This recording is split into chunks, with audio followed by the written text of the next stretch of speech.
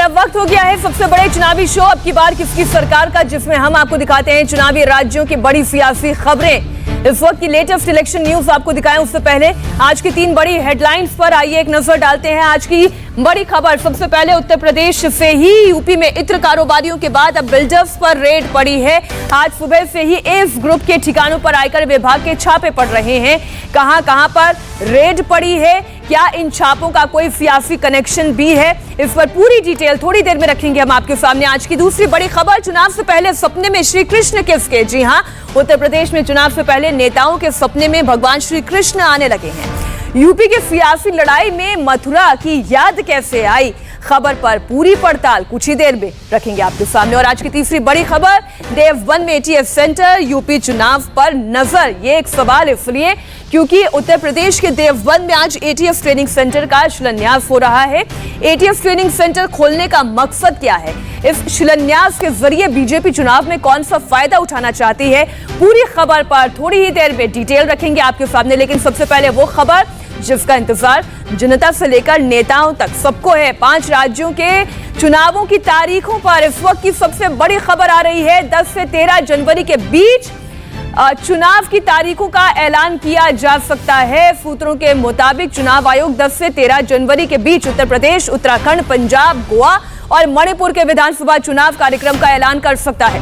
चुनाव आयोग के सूत्र बता रहे हैं कि बीजेपी ने पूर्वी उत्तर प्रदेश से चुनाव की शुरुआत करने की मांग की है। चुनाव आयुक्त के लखनऊ दौरे पर बीजेपी ने चुनाव आयोग से रिक्वेस्ट की और कहा कि चुनाव की शुरुआत पूर्वी उत्तर प्रदेश से हो। पिछली बार यानी 2017 में 7 चरणों के चुनाव का आगाज वेस्टर्न यूपी से हुआ था। इस बार पूर्वी उत्तर प्रदेश से मतदान का आगाज हो, ये एक निवेदन है। अब देखते हैं कि चुनाव आयोग क्या तय करता है। और 10 से 13 जनवरी के बीच में कभी भी चुनाव की तारीखों का ऐलान हो सकता है।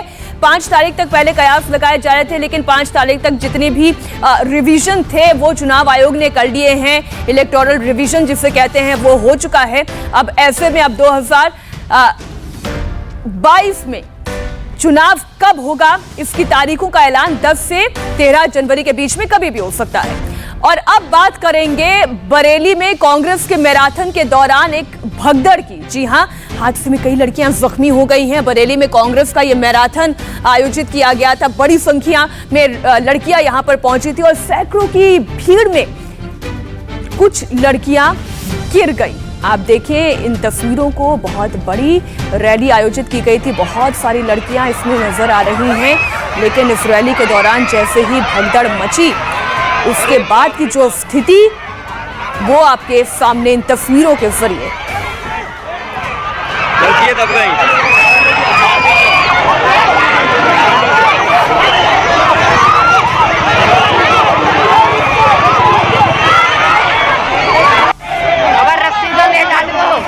इस मैराथन में बड़ा हादसा हो गया, बहुत सी बच्चियां घायल हो गई हैं। आप देखिए इस मैराथन के बाद सड़क पर कहीं पर जूते, कहीं पर कुछ बिखरे पड़े हुए नजर आ रहे हैं। कई लड़कियां इस मैराथन में दब गई, भीड़ बहुत ज्यादा थी और शायद इस मैराथन के दौरान कुछ लड़कियां खड़ी नहीं हुई या शायद वो गिर गई इस मैराथन के दौरान। और पीछे से जो भीड़ आ रही थी, उसी भीड़ के चलते इन लड़कियों को चोट आ गई। बरेली की ये तस्वीर है।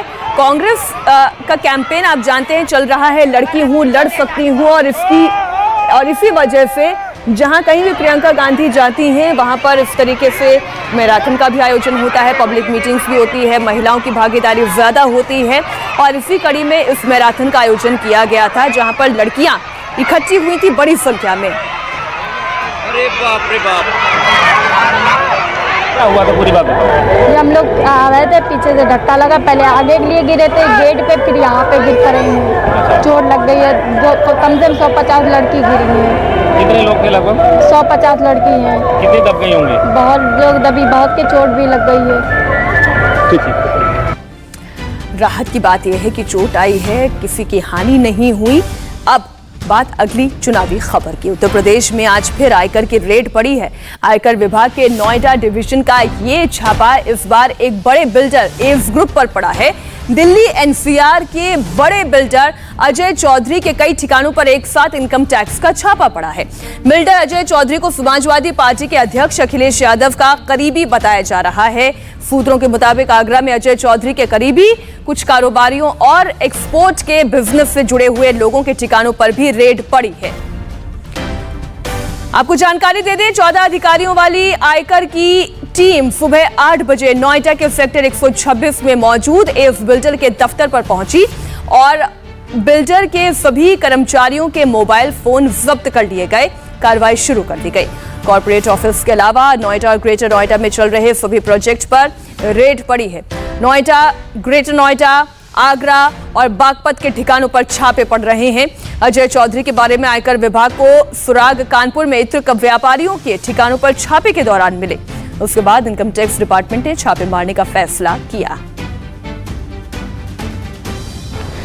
एसी बिल्डर के 5 ठिकानों पे इनकम टैक्स की रेड चल रही है इस वक्त, और मैं नोएडा के सेक्टर 126 स्थित जो कॉर्पोरेट ऑफिस है यहाँ पर हूँ। और तस्वीरों में आप अंदर देख सकते हैं कि सामने खड़े ये सभी इनकम टैक्स डिपार्टमेंट के अधिकारी हैं और यूपी पुलिस यानी नोएडा पुलिस के भी अधिकारी यहाँ पर पहुँच गए हैं। सुबह तकरीबन 8 बजे के आसपास 14 सदस्यीय ये टीम यहाँ पर पहुँची थी और उसके बाद जो लोग उस वक्त यहाँ पर मौजूद थे उन सभी लोगों के मोबाइल जब्त कर लिए गए और जो 2 गेट है ऑफिस के, उस ऑफिस के गेट को भी सील कर दिया गया और अंदर किसी के जाने की इजाज़त नहीं है। उसके बाद इनकम टैक्स के अधिकारियों ने कंपनी के अकाउंट से जुड़े हुए सभी लोगों को यहाँ पर बुलाया है। इस बिल्डिंग में 5 कंपनियाँ रजिस्टर्ड है इस बिल्डर की, उन सभी के दस्तावेज मंगाए गए हैं और उनके खंगाले जाने की कार्रवाई शुरू कर दी गई है।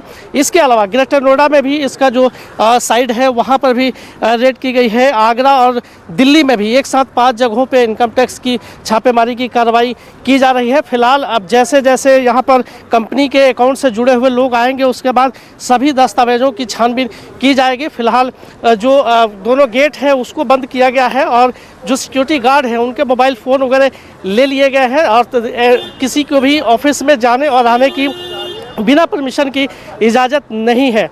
कैमरा पर्सन अजय नेगी के साथ संजय शाह, इंडिया टीवी, नोएडा। इधर बिल्डर अजय चौधरी के ठिकानों पर आयकर विभाग की रेड इस वक्त भी जारी है। अभी तक की जानकारी के मुताबिक मुख्य रूप से 4 शहरों में रेड पड़ी है।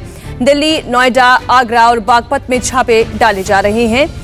इस ग्रुप पर रेड पड़ी है और इसके मालिक अजय चौधरी के जितने भी ठिकाने हैं उनकी जानकारी तो हमने आपको दी ही, लेकिन साथ ही आपको ये भी बता दें कि ये बहुत बड़े बिल्डर हैं। दिल्ली एनसीआर में इनका काफी काम है। उन्हें अखिलेश यादव का बहुत करीबी भी माना जाता है, इसलिए एक बार फिर से सियासी कनेक्शन भी सामने आएगा। उत्तर प्रदेश में पिछले कुछ दिनों से इनकम टैक्स डिपार्टमेंट की रेड लगातार पड़ रही है।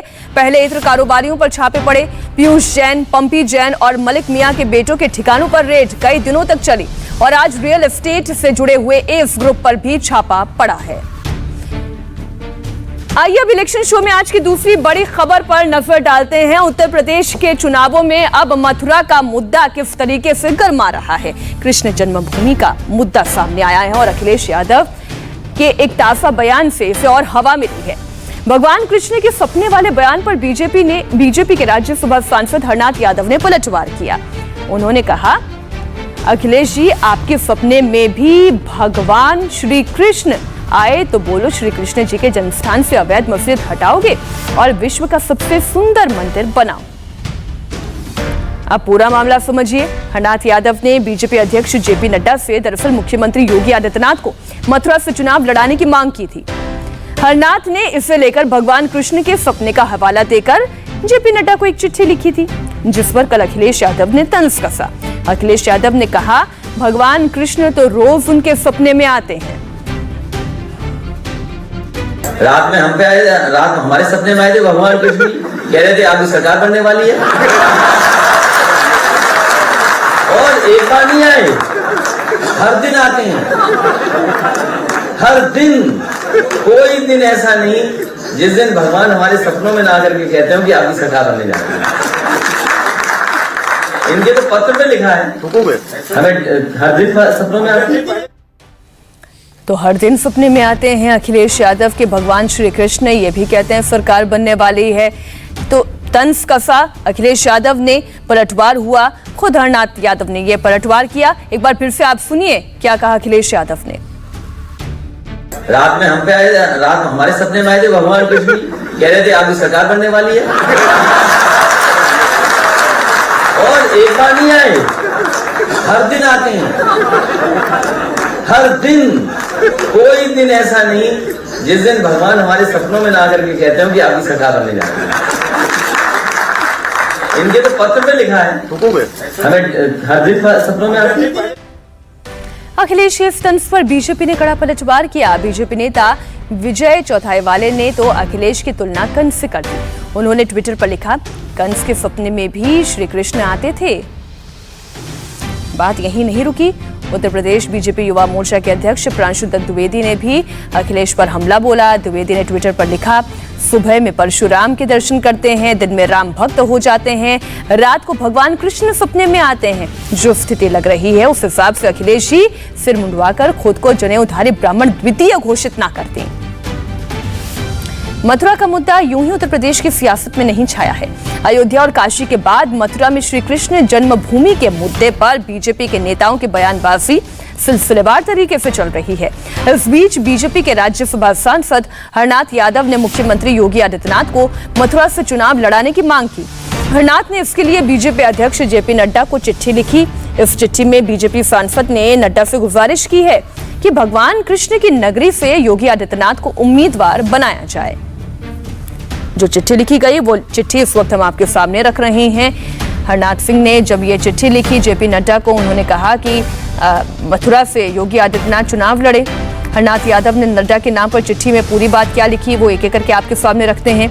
ये निर्विवाद सत्य है कि योगी आदित्यनाथ ने अपने काम से पूरे प्रदेश में भारी प्रतिष्ठा हासिल की। उन्होंने उत्तर प्रदेश के लोगों का नजरिया ही बदल दिया। योगी ने खुद कहा है कि पार्टी जहां से कहेगी वो वहां से चुनाव लड़ेंगे। वैसे तो हर विधानसभा सीट के वोटर्स की चाहत होगी कि योगी उनके क्षेत्र से चुनाव लड़े, लेकिन उनकी गुजारिश है कि योगी भगवान कृष्ण की नगरी से चुनाव लड़े। हरनाथ ने लिखा है कि ये चिट्ठी उन्होंने भगवान कृष्ण की प्रेरणा से लिखी है। ऐसे में ब्रज क्षेत्र की भावनाओं का ख्याल रखते हुए सीएम योगी को मथुरा से उम्मीदवार बनाया जाए। पार्टी अध्यक्ष को लिखी चिट्ठी पर हरनाथ यादव ने और क्या बताया ये भी आपको सुनाते हैं। मैं तो रात्रि को सोया हुआ था, 2 बार मुझे स्वप्न हुआ और मुझे ऐसा लगा कि भगवान कृष्ण मुझसे कह रहे हैं कि मैं मध्यस्थ बन करके अपने राष्ट्रीय नेतृत्व से बात करूं जी कि आदरणीय योगी जी मथुरा से चुनाव लड़ें। उसी तारतम्य में मैंने प्रातःकाल उठ करके और आदरणीय राष्ट्रीय अध्यक्ष श्री जेपी नड्डा जी को पत्र लिखा है जी कि ब्रज के पवित्र रज का कण कण जो है ये चाहता है जी कि आदरणीय योगी जी मथुरा से चुनाव लड़ें जी इस दृष्टि से। और दूसरा इसका कारण ये भी है कि पिछले 5 वर्ष के कार्यकाल में आदरणीय योगी जी ने चाहे कानून व्यवस्था का सवाल हो, चाहे विकास का मुद्दा हो, चाहे गाँव गरीब किसान मजदूर को सहायता की बात हो, चाहे कोरोना युद्ध से विजय प्राप्त करने का मुद्दा हो, हर मुद्दे पर उच्च मानदंड स्थापित किए, उच्च मानक स्थापित किए हैं जी। हाँ, तो पूरा प्रदेश ये चाहता है कि आदरणीय योगी जी की सरकार बने, भारी बहुमत के साथ बने जी। और उसी तारतम्य में भगवान कृष्ण के दूत के रूप में मैंने आदरणीय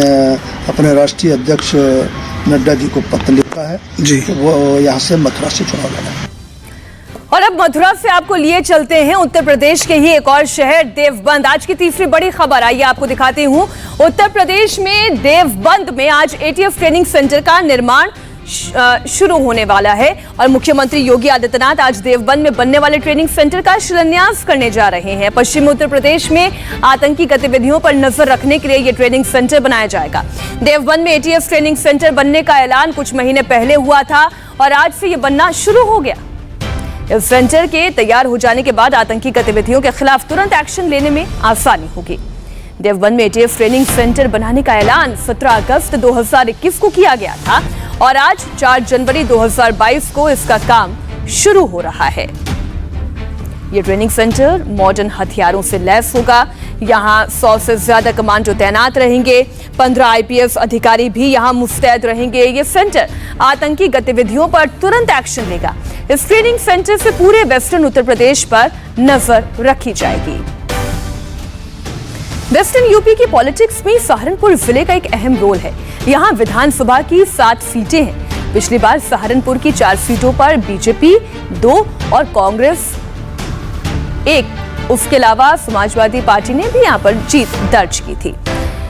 गंगोह से बीजेपी के कीरत सिंह, सहारनपुर नगर से SP के संजय गर्ग, सहारनपुर से कांग्रेस के मसूद अख्तर और देवबंद से बीजेपी के ब्रजेश, बेहट से कांग्रेस के नरेश सैनी तो नपुर से बीजेपी के धर्म सिंह सैनी और रामपुर मनिहारन से बीजेपी के देवेंद्र कुमार नीम विधायक चुने गए थे। अब खबर पंजाब से, जहां नवजोत सिंह सिद्धू के तेवर से कांग्रेस में अंदरूनी घमासान मचा हुआ है। चन्नी सरकार के मंत्रियों में सिद्धू को लेकर नाराजगी बढ़ती जा रही है।